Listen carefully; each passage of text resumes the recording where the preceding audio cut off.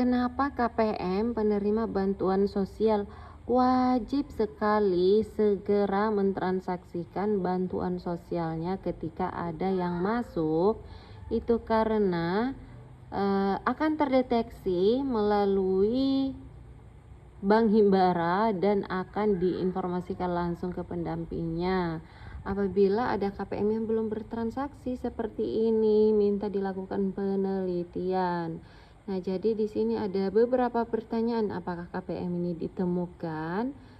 Nah, di sini ada 3 ya, tidak atau tidak bisa dilakukan pengecekan wilayah akses misalnya. Berhubung karena KPM saya ini ada aja orangnya sudah ditemukan, berarti saya jawab iya. Kemudian di sini telah menerima buku tabungan atau KKS. Nah, karena KPM-nya juga sudah menerima, jadi saya kasih iya. Terus di sini cek nomor rekening, maksudnya karena kenapa nggak bertransaksi sampai sekarang belum melakukan transaksi? Apakah terdapat perbedaan di nomor rekeningnya atau tetap sama? Jadi Kak Mensos minta cek ulang. Nah, berhubung karena orangnya sama, rekeningnya sama, jadi saya pilih sama. Berikutnya di sini paling terakhir kategori. Di kategori ini yang sangat wajib sekali dipilih, ini yang akan menentukan bantuan sosial KPM ini akan diputus atau akan dilanjut. Nah, di sini pertama tidak tahu atau belum menerima informasi mendapat bansos PKH. Misalnya KPM validasi by system ya, bansosnya masuk belum tahu apakah dia menerima bansos atau tidak, jadinya biasanya ini pilihannya kalau memang KPM-nya belum bertransaksi. Berikutnya yang kedua, aksesibilitas dan kondisi geografis seperti jarak, fasilitas, perbankan, waktu yang sulit misalnya ya. Kalau KPM tersebut misalnya tinggal di wilayah akses atau wilayah 3T, tertinggal, terbelakangan, dan terpencil. Kemudian pilihan yang ketiga, apabila KPM tersebut meninggal dunia. Kenapa tidak bertransaksi? Biasanya karena meninggal dunia misalnya. Terus keempat, tidak ada di tempat pekerja migran Indonesia atau bekerja di luar negeri atau merantau di luar kota misalnya, sehingga dia belum mentransaksikan bantuan sosialnya. Nah, biasanya beberapa pilihan ini kalau dipilih ini akan menentukan apakah kedepannya bansosnya masih akan dilanjut atau diputus.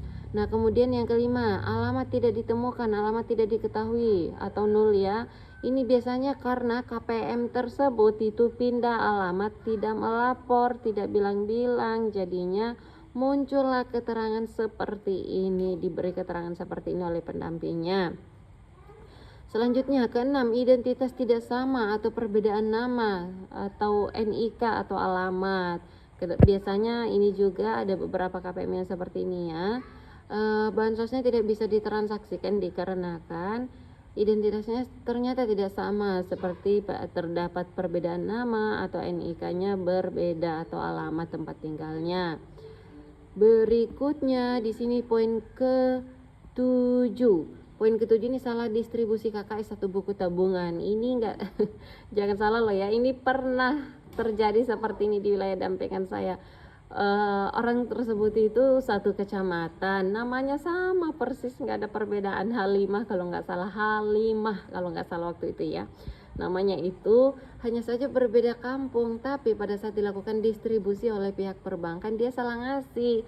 Halimah yang seharusnya dikasih ke desa A malah dikasih ke desa B, alhasil salah distribusi. Jadi pada saat mau mencairkan bansosnya itu tidak bisa dikarenakan terdapat perbedaan nama ya di KKS dan juga buku tabungan serta di identitasnya seperti KTP-nya. Berikutnya yang ke-8, KPM-nya sudah mampu misalnya sehingga belum bertransaksi, dan juga pensiunan atau PNS misalnya, atau TNI atau Polri atau pegawai pemerintah misalnya, seperti aparat pemerintah. Aparat pemerintah ini meliputi seperti aparat desa atau kelurahan ya, semuanya termasuk, atau karyawan BUMN atau BUMD. Sebenarnya ini tidak termasuk di dalam masyarakat layak bansos ya kalau kategorinya seperti yang nomor 8 ini. Sehingga biasanya akan otomatis tertolak oleh sistem kalau dia berada di kategori yang ke-8 ini. Berikutnya yang ke-9, misalnya terblokir kartunya atau keblokir ya, kartunya hold ya gitu, jadinya nggak bisa menarik bansosnya. Ada juga beberapa KPM yang seperti ini ya, pernah menanyakan, Kak gimana tuh aku pada saat ngecek ke ATM di sana kelihatan ada saldonya, tapi pada saat mau ditarik nggak bisa karena ke hold atau keblokir kartunya sehingga bansosnya nggak bisa ditarik. Nah solusinya kalau seperti ini, keblokir seperti ini, bisa melapor ke pendampingnya ya, nanti pendampingnya yang akan menguruskan tata cara pembukaan blokirnya. Berikutnya yang 97 ya, KPM sudah bertransaksi, langsung diisi aja seperti ini, KPM sudah bertransaksi kalau memang KPM tersebut sudah bertransaksi. Terus yang 98 belum aktivasi kartu. Nah, belum aktivasi kartu ini ada juga yang melapor kemarin ya.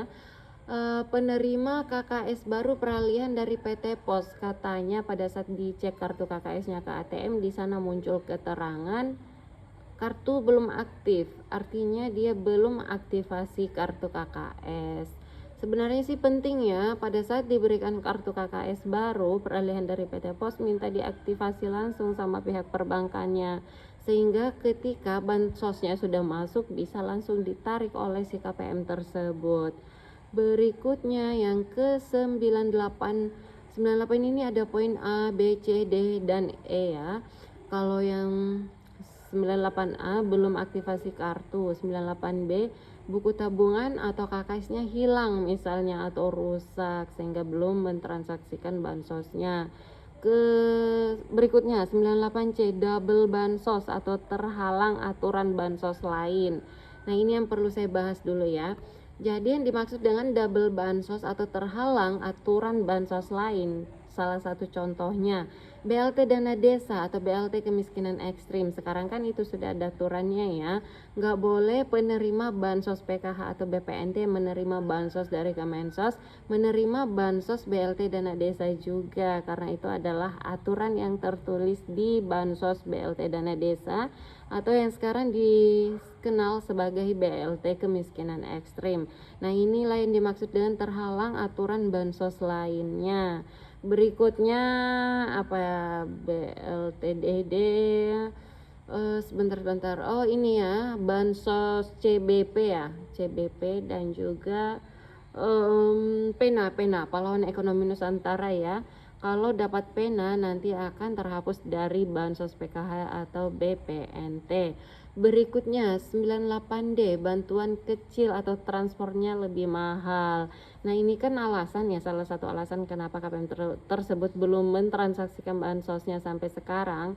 Nah, ini juga ada nih yang alasannya seperti ini, misalnya jumlah bantuannya itu kecil karena komponennya anak sekolah misalnya ya, anak SD, sehingga yang diterima hanya Rp150.000 per 2 bulan yang cara melalui kartu KKS, sedangkan dia tinggalnya itu di desa yang mengharuskan ia naik transportasi yang mahal seperti 200.000 atau 300.000. Wilayah dampingan saya sebelumnya seperti itu karena dia tinggalnya di pulau-pulau gitu, wilayah akses, di sana nggak ada edisi, ada ATM nggak ada, sehingga kalau mau ke kabupaten menarik bansosnya dia harus mengeluarkan biaya transportasi, yaitu biaya speedboat. Biaya speedboatnya 150 sekali jalan, jadi PP-nya 300, sedangkan bansos yang mau ditarik hanya Rp150.000, sehingga biasanya itu belum ditransaksikan bansosnya atau dititip kartunya ya ke keluarganya yang mau ke kabupaten kalau sudah dapat info dari saya bahwa bansosnya sudah masuk. Yang terakhir yaitu 98E, orangnya belum bertransaksi dikarenakan ODGJ atau keterbatasan fisik dan mental.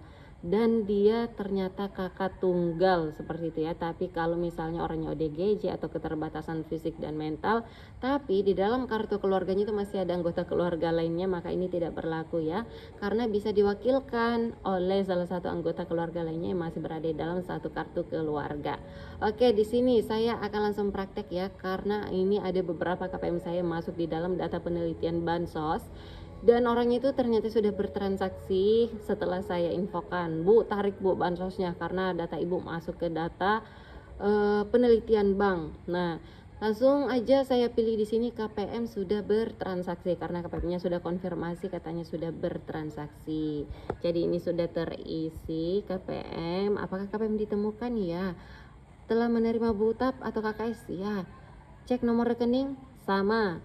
Kategorinya KPM sudah bertransaksi. Kalau saya pilih KPM sudah bertransaksi, ini insya Allah bansosnya masih bisa cair di tahap selanjutnya. Tapi kalau saya pilih yang lain-lain tadi, otomatis bansosnya bisa terputus. Oke, langsung aja di sini.